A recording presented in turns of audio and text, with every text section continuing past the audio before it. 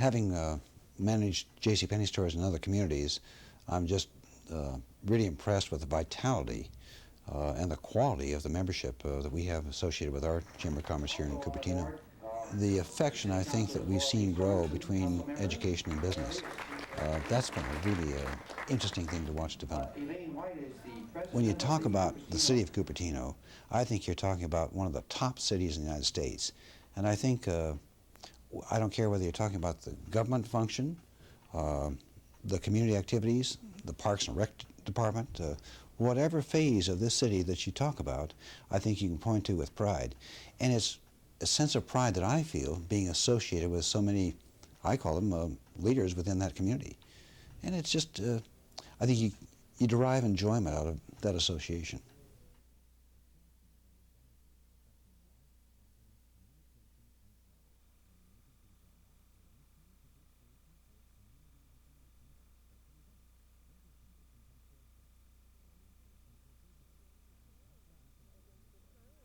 It was determined that what we could contribute, the area in which we could contribute the most would be our people power that we could offer to the school district.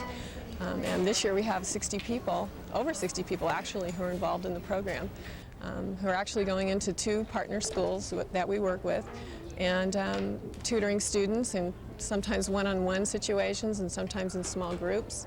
And it seems to be working really well. You're right. You were right. You got perfect.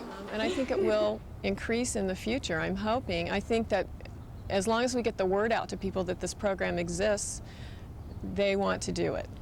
And I think that's probably my biggest goal at the beginning of every school year is to just make sure every employee on this site knows about the program. And then it pretty much takes care of itself. People are very enthusiastic, and the school district and the teachers involved are very enthusiastic too.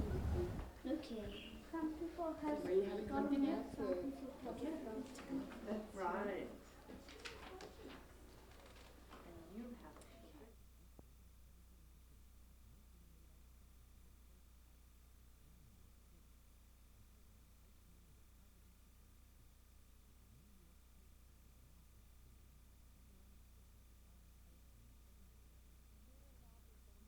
Being involved has been very satisfying to me. You feel that, especially when you see things change and you see the impact that you have on things, it can be very rewarding. I can't really say why I got involved, because when I first started getting involved with the town, I was 25 years old.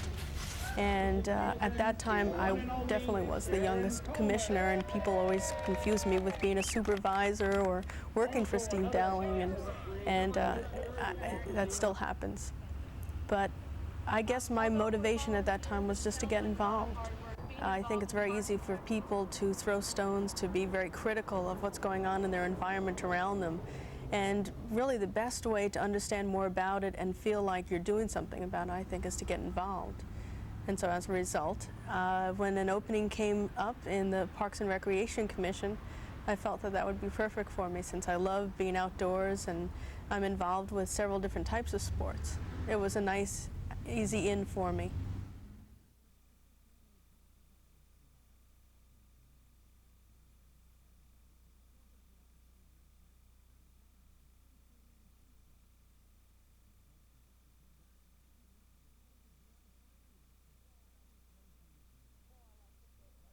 Well, I like to feel that I do something that makes a difference. And if this was an organization that needed people to be involved, I was happy to do that. And since then, so many people have come on board and become active that there's really a lot of momentum. We have over 450 kids now. We've grown enormously in the last couple of years.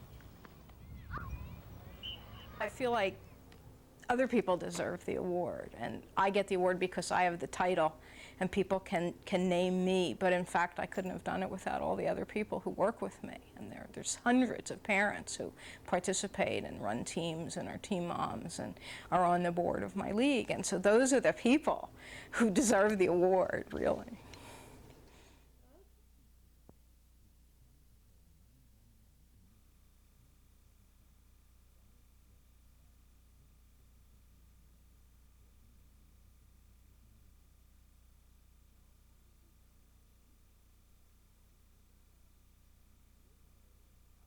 Originally, I'm from New Jersey, and during the 1960s was an era where a lot of people started to become more aware of what's going on in society. You know, there were the issues about Vietnam War, there were the civil rights issues, the poverty issues. And so as a kid growing up in that era, I became more aware of those issues and wanted to be involved in helping fight poverty and fight discrimination. I think education is the key to opportunities for people. Without education, your opportunities are very, very limited.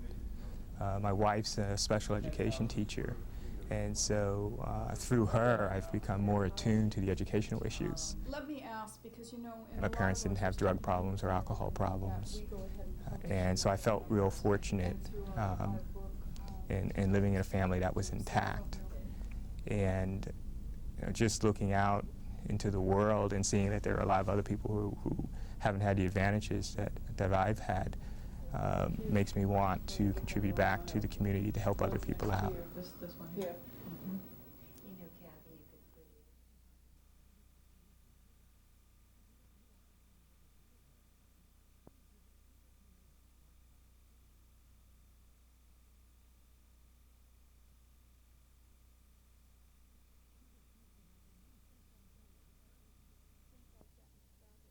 Since I've gotten started here, I've made a lot of friends. You know, other volunteers that come in here too.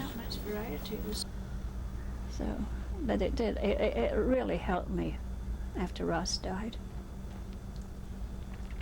And my family think it's wonderful that I got involved in something. In thanking Ross Ketchum. My husband was very happy if he could get a lot of food. A lot. He used to go out 3 and 4 times a day trying to pick it up, you know. And the more he got, the better he liked it. As long as I'm able to, I'm going to do it. Because I think when you have something like this, volunteer work, it helps you. You know, you're involved in helping other people, and it makes you happier. And I think when you're happier doing things, your life is much more easier.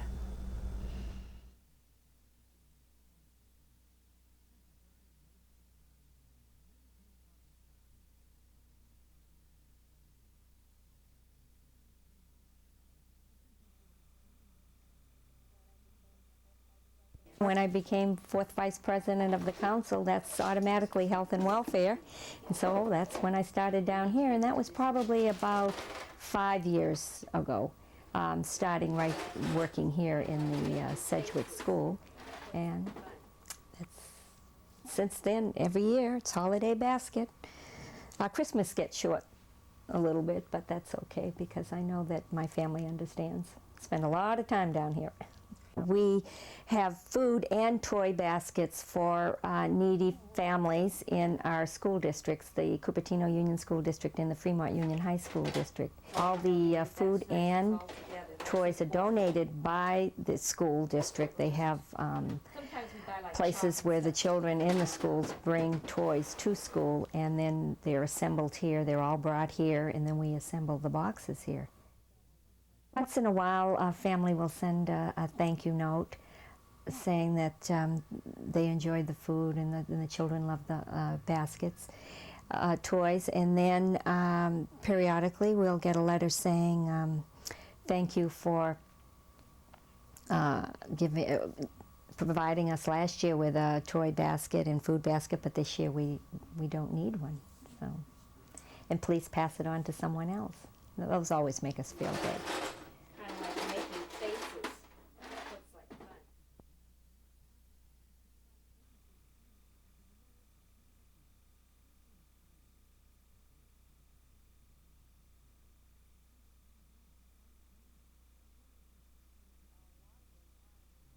A lot of them are, you know, totally homebound. They don't have cars, they don't drive anymore, and Usually there isn't a member of the family that's close enough by to go out and do the grocery shopping for them.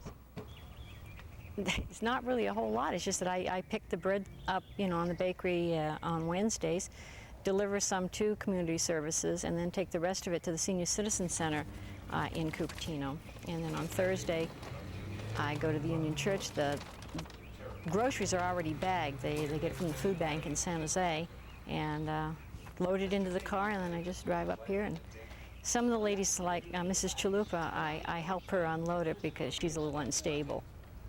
So I help her put her groceries away. And, but the other ladies, you know, just a good morning and just make sure they're okay. And that's about it. See you next week, Louise. Okay. Bye-bye. It does feel good. I guess that's one of the reasons why I continue to do it, because I don't know, I feel good about seeing other people like Mrs. Chalupa smile when I come by. So, I don't know, it's just a great feeling.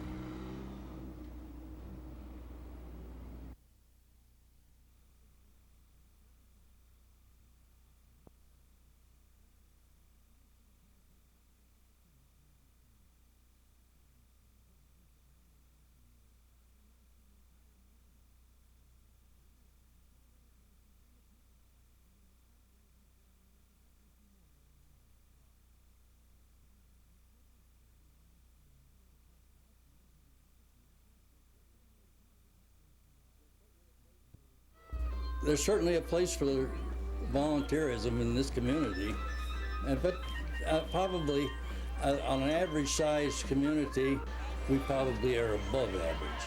The past year, we, of course, everybody knows about the earthquake, and some of our members went out and worked hands-on jobs to, there was one couple down, an old couple down in the Santa Cruz Mountains that their house had slid off the foundation and their washing machine was out of, the hot water heater was tipped over, and we'd work down there to get them, well, the lady of the house, the best thing that we did was to get her washing machine going again.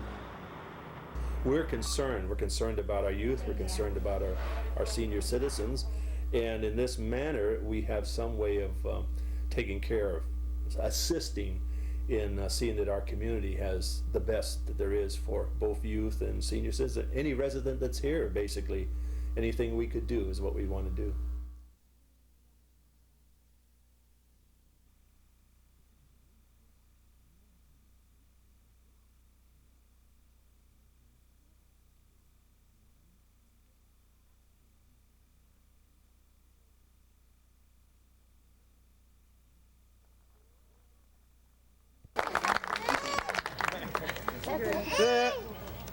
The issue over here is not that we don't want Highway 85.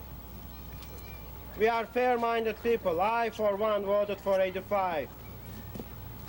The issue over here is fairness. I believe we've done a great deal of work and a bunch of technical impossibilities and a bunch of rules and regulations. We got something very decent. And it's something to bring a 35 feet elevated highway down under 15 to 16 feet depressed highway. And I learned one thing out of this whole thing. It takes courage to stand up and fight, and it seems like it takes even bigger courage to know when to say stop. The City Council, the City Hall needs to hear from the citizens, and I think we were able to do that. Our voices were heard and they responded positively. We had a very good working relationship with the City Hall, and Traffic Authority, I believe, heard our outcries and acknowledged our concerns, and they did their darnest to give us a good solution.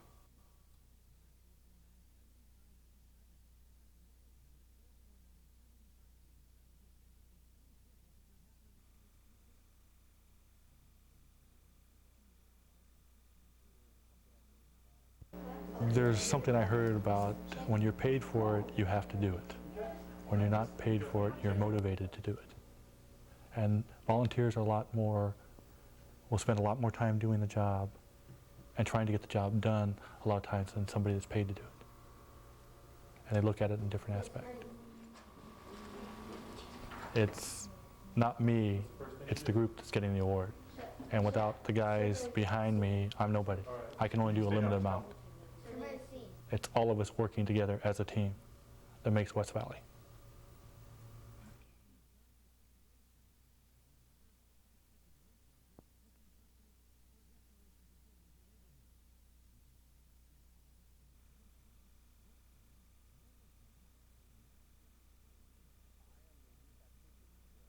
I am the Youth Activities Chairman and also the advisor to the Fremont Octagon Club. This role provides an opportunity for me to work with young students at Fremont High School that are involved in Octagon activities. And the Octagon Club is also, to set this straight, a youth service organization designed along the similar lines as an Optimist Club, in that our aim is to provide services to the community through participation in activities wherever they may be needed, or we realize that we can provide services in whatever area possible.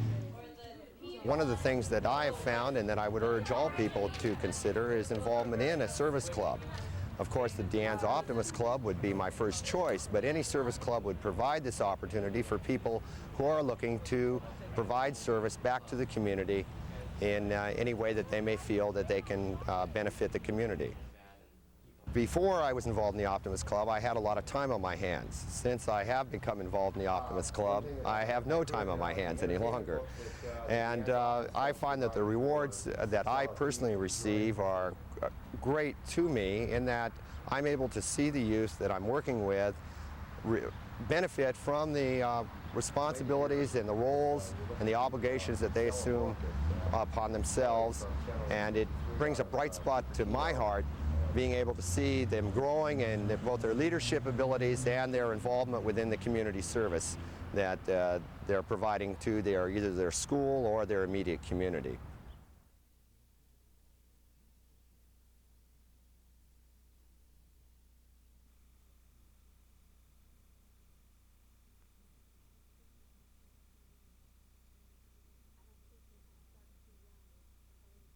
I don't think we can start too young, giving our children that message that drugs are bad, harmful, can hurt you, kill you. I think that should be a real clear message all during their childhood. I think DARE is going to continue. I think it can only grow. Once we began implementing it in one Cupertino school, it was so successful, all of the schools wanted it. Now I think they're all committed to it. And as long as there's that request or that demand from the community, the Sheriff's Office will provide it. I feel very grateful for being here and for doing this. I also feel that I'm doing something positive. The kids, I'm changing attitudes and I'm making it okay, and I'm bringing police officers to a personal human level. They know that I care about them. I know that they care about me. We're developing a relationship in the 17 weeks, and it goes over because I've run into my DARE kids from 2 years ago, and there's a lot of warmth, and it's just a very positive, it's been a positive experience for me, and I've just enjoyed it, and I know that it has to come to an end, and I'll have to be transferred somewhere else. But this has been by far, in my 13 years, the best time of my career.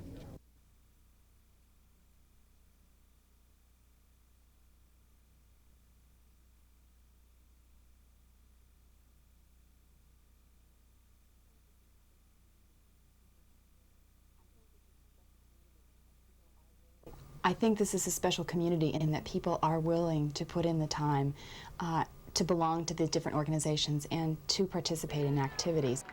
They are getting better every year. We're a very active club, and it's been real fun to be a member because we do so many things. We're actually a young club, but over the 5 years we've been able to raise and donate over $24,000 to various projects.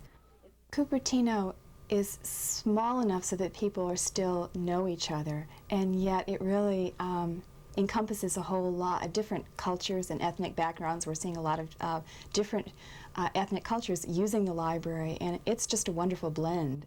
It is a special community, and there are a lot of really good people here. I've really enjoyed meeting so many of the people in the community through the library and through the quota and the chamber events that I've gone to.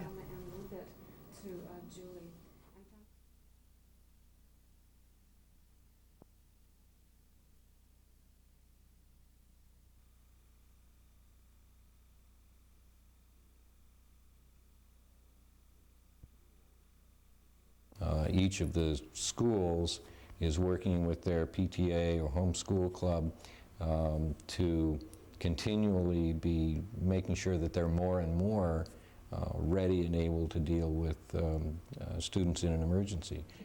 We have, of course, a high likelihood of major earthquakes, and so the more people that we have who know what to do in an emergency and what not to do in an emergency, the better off everyone is going to be. And we're going to save a lot of lives if we have people who can know how to handle themselves and help other people. I've been a member of this school district for 35 years before I retired, and this school district's been very good to me, and I feel that one of the things that I can continue to do is to help with the training aspect, because it's so important.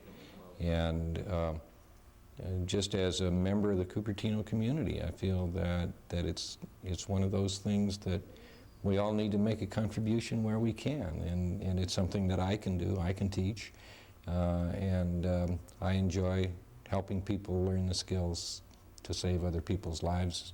Maybe they're people they don't know, but every life is important.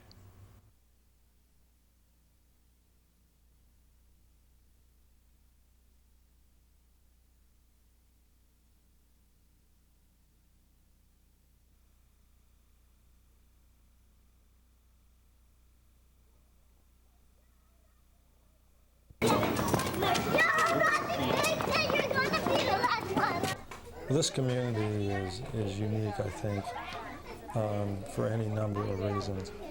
But one of which is that when they are given the information necessary to act, they will act in support of programs for children. It's just a matter of being able to coordinate our efforts, both to get the word out and to have decisions made that will benefit children. And ultimately, the success of these youngsters is going to be what serves this community well in the future.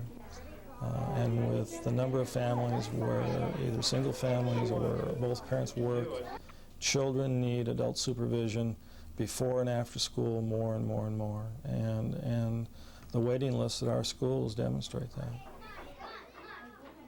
Whether it's with this district or elsewhere or in this community, which I anticipate living in, because I do live here now and work in the community, I'll always be involved in programs for children.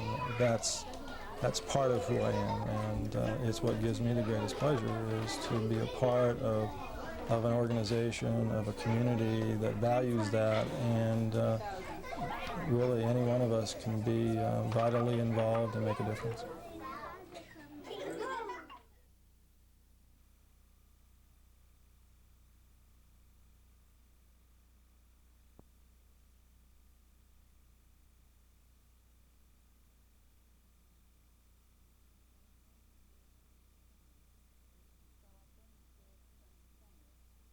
Well, I've been here at the Flint Center for 8 years. However, I've been on the college campus for 18 years. I came here as a counselor after I finished my studies at Stanford University. And in 1981, or toward the end of '81, the president asked if I might come in to assist in the theater for, I thought, for a short time. I thought I had left show business, but he asked me to do that, and I wanted to do it. And I came in here in July 1 of '82. So I've been here ever since. I love challenge. I like something new to happen, and it's something new every day. And some are problems, there's no question about it, but that's all right. I like to be busy, and I've always been a busy person, and I hope I always will be. I've been even more in tune since I came into the chamber, but I do try to put myself out there as much as possible, go to many, many activities, and also try to go to many of the different companies and try to find out some of the things that they're interested in. And hopefully we can make that kind of marriage so that we can provide the kinds of programming they would like to see, both on the national and international level. Cultural programs are very, very important to me. That so many things going on in the world now, and we want to be a part of it. Very important.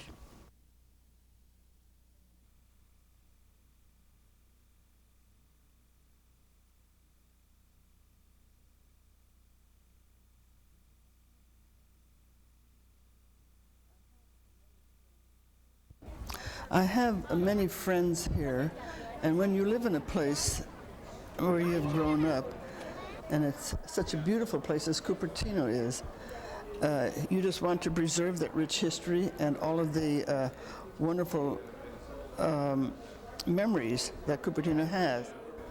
I'm still living in the house that we lived in, went to school from as a child.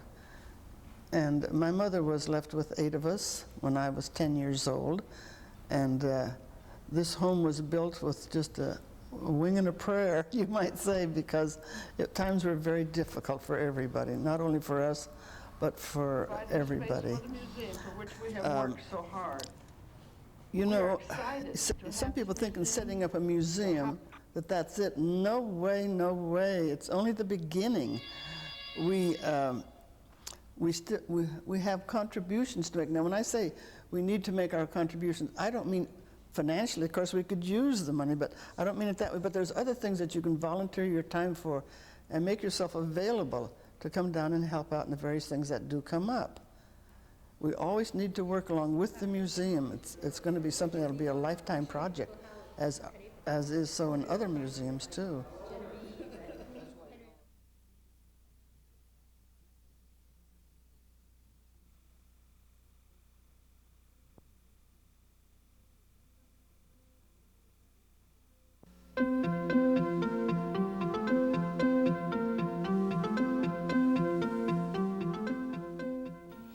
H. Allan Bidwell, Jr. Always active, always there for any number of community causes and organizations. We recently asked Allan where he gets his exemplary commitment to volunteerism. One was from my father, who was, I guess, the king of volunteers in the town I grew up in, Wenatchee, Washington. And he was a retail store manager, and he found time to be a Cub Scout, Cub Master, Boy Scout leader, was active in United Way drives, was president of the Chamber of Commerce, things of that nature. Then the other part of that, I think, probably stems from Mr. J.C. Penney's idea of giving back to a community that which you're getting from that community. And Allan has continued with that legacy of commitment to the community which inspired him so many years ago. He is a member of the Cupertino Chamber of Commerce, the Rotary Club, the Historical Society, the YMCA. The list is as endless as is his level of energy. Allan also credits much of his spirit and drive to his wife Betty, who has also contributed countless hours of community service. Thank you, Allan, for your outstanding efforts.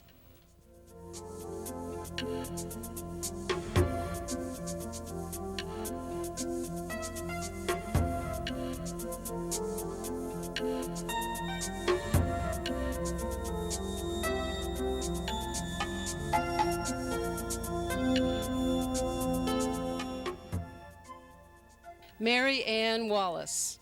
Could there be a library as successful as our Cupertino Library without a driving force like Mary Ann? Doing whatever needs to be done without a moment's hesitation. Through her work with the Library Commission, she successfully convinced Apple Computer to donate much needed and much appreciated equipment for public use. Mary Ann has also made equally outstanding contributions through her work with the Chamber of Commerce and Quota Club, on which Mary Ann has served since its inception in 1985. Thanks to Mary Ann and other women business professionals like her, the Dickens Fair continues to be one of the city's most well-attended festivals, which helps Quota Club to raise thousands of dollars each year for charity. Having so many people in the community who are willing to help each other out, that's what's so good. Many of the people that are in the chamber belong to Quota or belong to the Rotary, belong to other groups. And there are a lot of very dedicated people here. And it's just fun being around people that are that high energy, high powered, and we have a lot of fun doing things, and I think a lot gets accomplished in that way. And you can always find time to do one more thing. It's fun. Thank you very much, 1990 City Award winner Mary Ann Wallace.